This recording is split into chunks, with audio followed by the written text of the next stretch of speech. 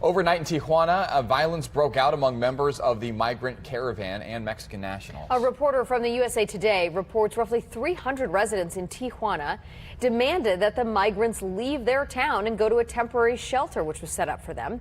This comes as local Marines continue to beef up security along the border fence there separating San Diego and Tijuana. Video you're seeing there from Sky Fox.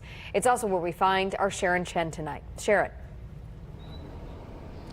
Jen and Andrew, since Monday, hundreds of migrants from that caravan you just spoke of have been arriving here at the U.S.-Mexico border.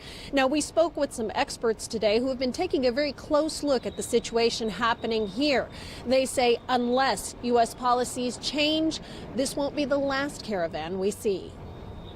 Sky Fox overhead Thursday morning as cars backed up for miles waited to cross over into the U.S. The lockdown continues at the border. Marines installing yet more Constantine wire as hundreds of migrants line the fence. The situation at the border is the focus of a conference at San Diego City College. We, in some way, are forcing them to come.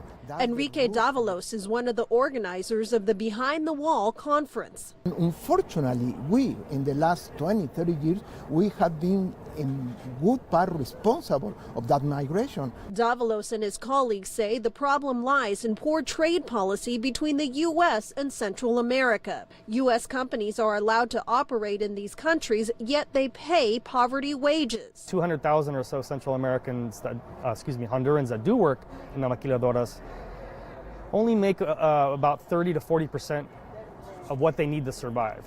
Another problem, experts say, is a lack of drug enforcement, which leads to the proliferation of drug cartels and corrupt government. And even though the U.S. provides training and weapons, often these programs backfire. Unfortunately, much of the weaponry ends up being used against the civilian population. But despite the reasons for fleeing, President Donald Trump remains firm on immigration policy, saying, "They're not coming in. We're going to do whatever we have to. They're not coming in." If we do differently, they don't have to come. They don't want to come. Nobody wants to leave your house, your country. You love the place that you were born. Now, these same experts that we spoke with today say that Mexico has also offered a refuge, asylum, and visas to these migrants. And government officials also say about 500 of them are headed back to their own countries. I'm live here in San Ysidro. Sharon Chen, Fox 5 News.